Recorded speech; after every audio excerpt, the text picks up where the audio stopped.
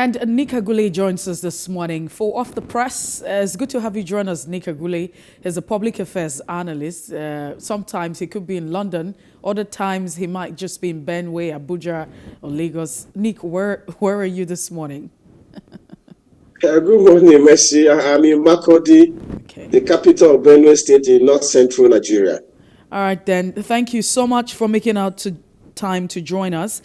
We'd like to run through the papers, and I'll start off with The Nation. So we have The Nation, and the bold, or the headline this morning on The Nation says, President-elect's mandate is Pan-Nigeria, says Adamu. Party chair defends polls integrity. United States, United Kingdom hails Buhari's victory. I mean, that The Nation, you understand what I mean. So you don't expect a different kind of headline or report. Ohaneze, PFN, back Sanwo-Olu. That's also another one. Don't forget that there's also another election in Nigeria. If you don't already know, we'll be going for changing hands for the governorship elections across the 36 states of the Federation. Not the FCT, by the way. So that election will be happening on the 11th of March. And I'm sure that this is as a response to that elections. Power supply, NNPCL, ministry to collaborate. And then you find Supreme Court judgment today in Naira redesign suit. APC reconciliation panel to meet Atiku, Obi, and Kwankwaso. Obi cannot be president, says Atiku. He took PDP's vote. The question is how? Labour Party's candidate, I'm heading to court. That's what you find there. But I mean, at some point I thought there was going to be some sort of collaboration because that's what we've been having. We're open to alliance. And then you find your people say no to Jagaban or Jaga ban politicians. Okay, I thought I got that well. And that's what you find this morning on The Nation. But let's quickly turn our attention from The Nation newspaper and look at the Daily Independent as made available by a paper vendor. Now, Daily Independent says, presidential poll, I will prove how I defeated Tinubu. That's what Peter Obi is quoted to say via that press conference that happened. And there was also they observe a minute silence for those who lost their lives during the poll. Now, there are a lot of people who died during the elections. I mean, they went to cast their votes. It's very, very sad that this actually happened. But there are also some persons who also died after the outcome of the elections. There are several reports in Lagos, in other parts of Nigeria where some persons took their life. They committed suicide because the outcome of the election, it wasn't anticipated. They felt disappointed that their mandate, according to them, was taken away. And so they took their life. But the appeal is that you need to take it easy and stay alive. And that's the only way democracy can thrive, okay? Thanks all for believing, working tirelessly for a new Nigeria, and ask Nigerians not to be weary. Troop out, vote LP on March 11th, more like, a statement. Now, we will meet you in court, Tinubu tells Obi. I thought they were going to have a peace meeting. What's going on? Lawan asks INEC to abide by the Constitution, the Electoral Act in March 11 polls. There's also right to that, says it should consider looking into issues raised by Nigerians. Globally, 1.5 billion people live with ear problems. That's according to WHO.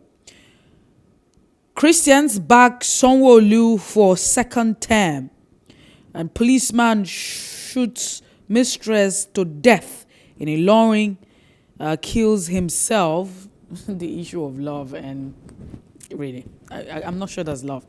Okay, 2023 presidency, Atiku vows to challenge Tinubu's election in court. And then says the poll was conducted since the return to democratic rule. Laments how the PDP governors scared Peter Obi out of the party. Oh, really? Our victory shows that Nigeria have trust in the APC. I'm not sure that that's in sync with what the people are saying, but we're just quickly look at the Daily Times. The Daily Times is saying 2023 presidential polls, APC reconciliation panel was Atiku, Obi, and Kwankwaso. PDP, LP, that's the Labour Party, vow to go to court. And then you find another one saying Supreme Court delivers verdict today. Then Buhari inaugurates the NNPCL Limited Power Plant in Makadi. That's it. And we quickly look at the Daily Trust. Presidential poll worst in our history. Presidential poll worst in our history. Atiku will be quoted to say, candidates head to court and call for calm. Don't mislead Nigerians, the APC is saying. The United States urges INEC to address Viva's concern before the governorship polls. I mean, statutorily, if you look at the Electoral Act, we ought to have an administrative review, that review 7 days, after the elections.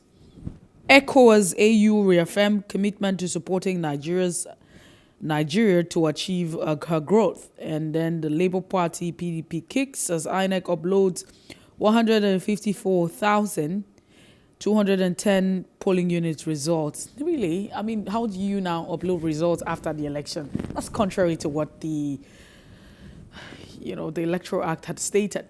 But Nick Agule is here this morning. He joins us to make sense of some of the headlines this morning. Nick, it's good to have you join us once again.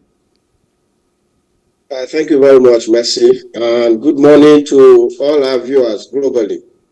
Let's start off with the Nation newspaper. On the Nation, is very explicit. It says the president-elect's mandate is a Pan-Nigeria, says Adamu.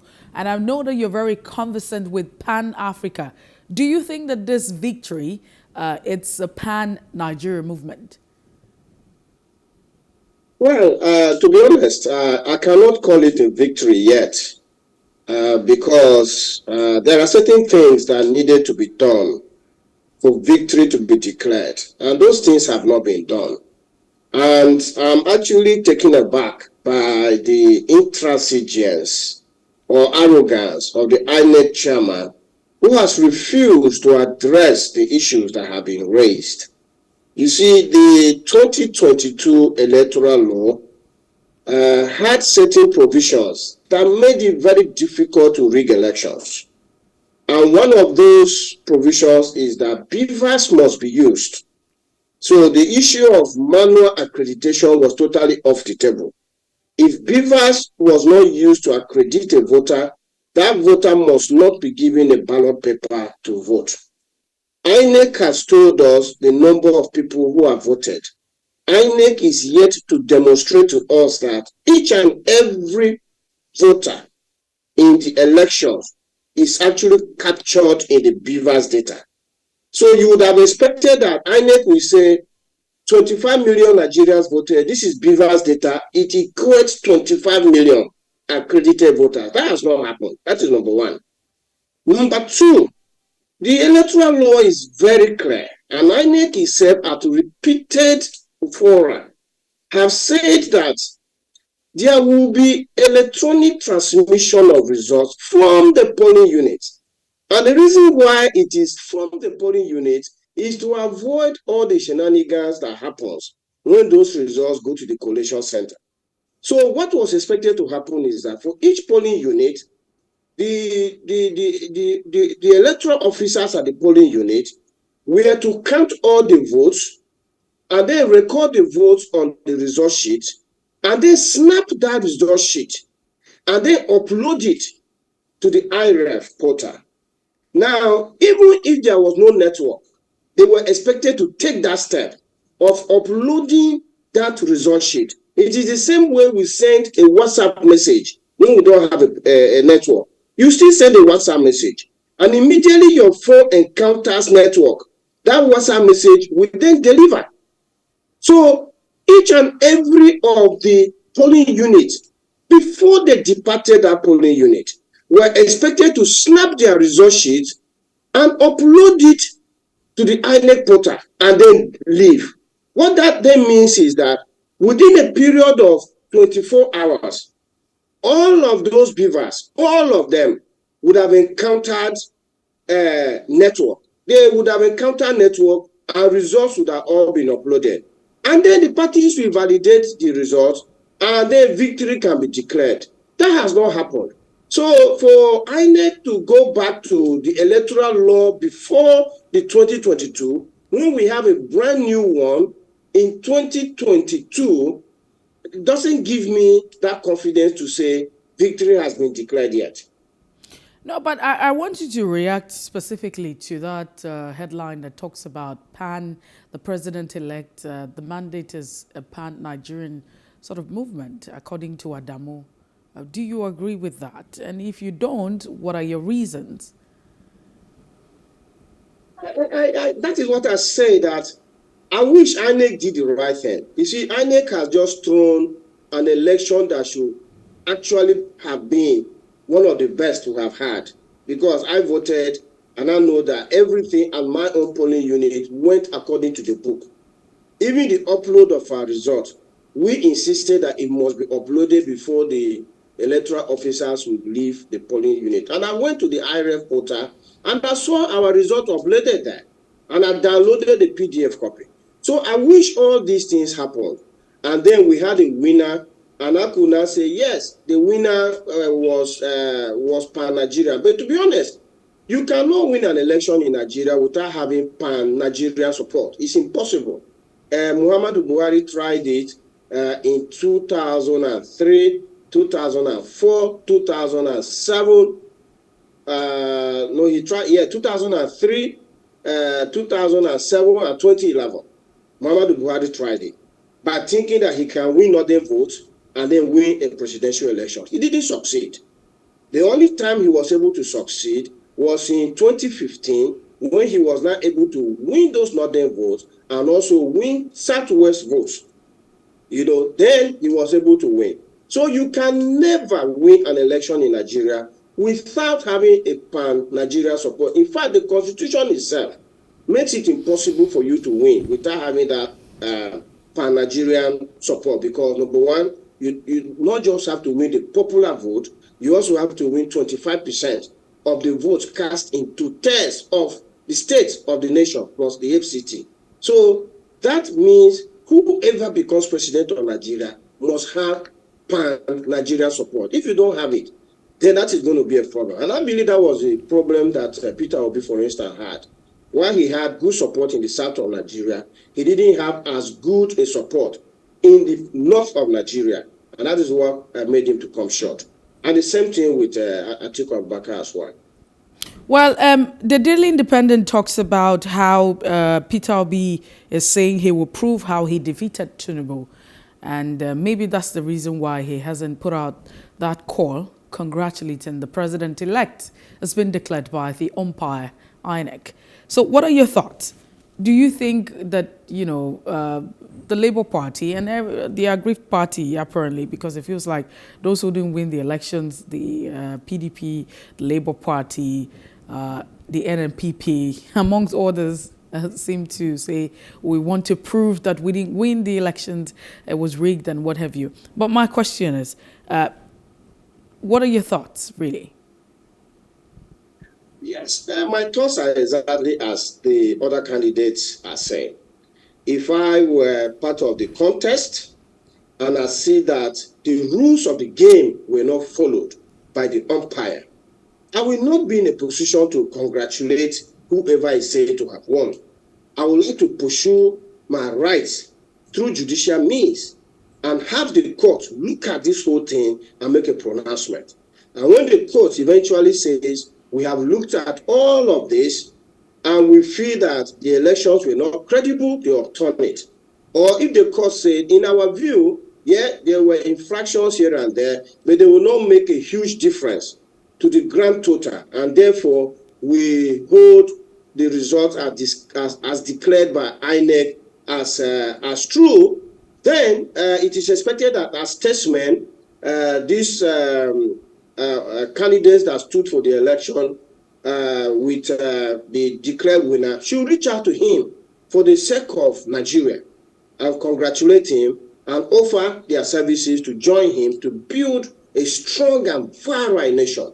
But until that happens, Even if I were the candidate, I was not going to congratulate somebody that I thought has won a mandate when the umpire has refused to do the right thing. No, but so do you think that the Labour Party or Peter Obi have what it takes to prove that he defeated, Tinubu or the All Progressive Congress in this elections? Well, so the Electoral Law 2022 has made things easier. Before the Electoral Law 2022, it was a Herculean task for those who were going to election tribunals to prove their case. Mostly they relied on INEC putting forward the data. Sometimes INEC was not even willing to put forward the data.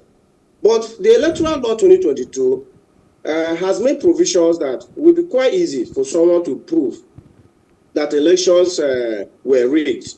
First, like as I did indicate, BVAS data. Every voter must be accredited by BVAS. So it is for INEC to drop the total number of accredited voters in BVAS on the table. And with that, the candidates will now be able to say, in Enugu State, 700,000 people voted, and 700,000 people were accredited by BVAS.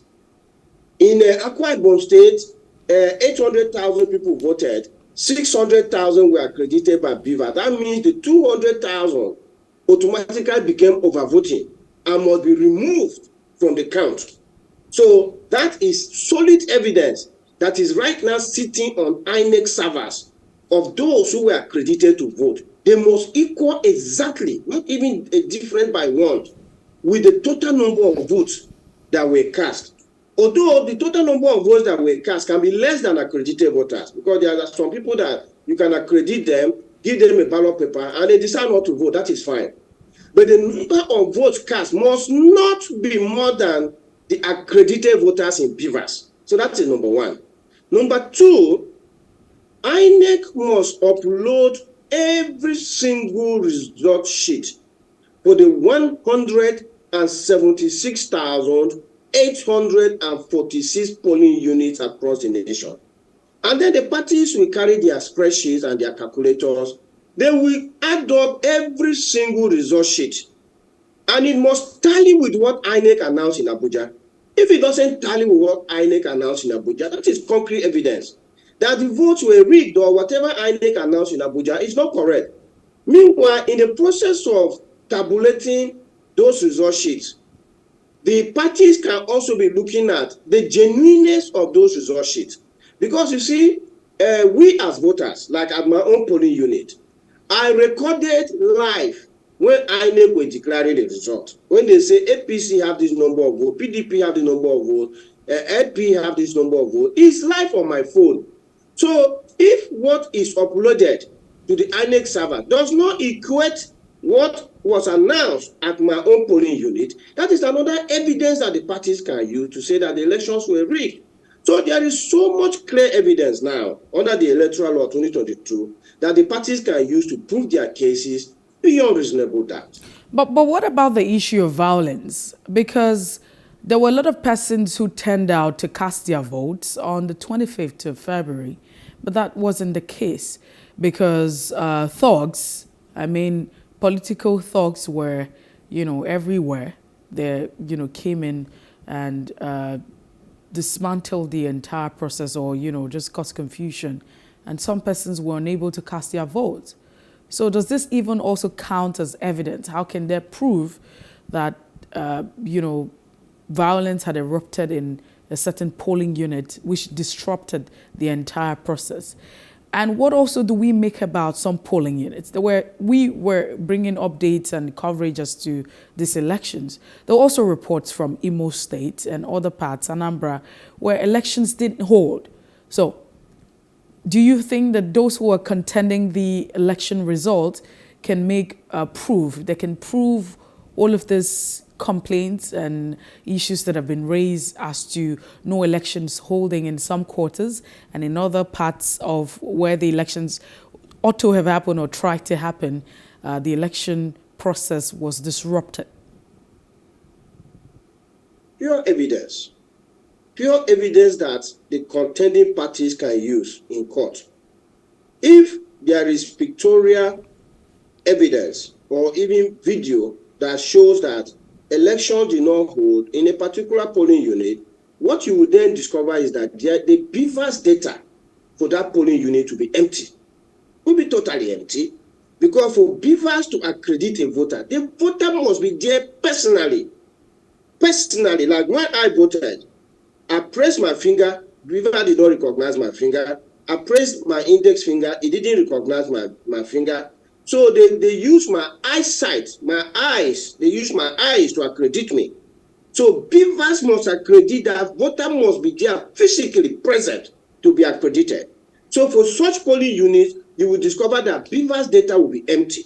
So if there is any result that has been uploaded for that polling unit, that result will be null and void. Because there's no way you can have voting without BVAS accrediting the voters. That is evidence number one. There are also other evidences. Like, for instance, I saw a video, a very troubling video that was said to be a local government chairman. I think it's in Kogi State or so. This man, and more worrying, was being escorted by the men of Nigerian police force, arrives at a polling unit and begins to pick ballot papers from the ballot box.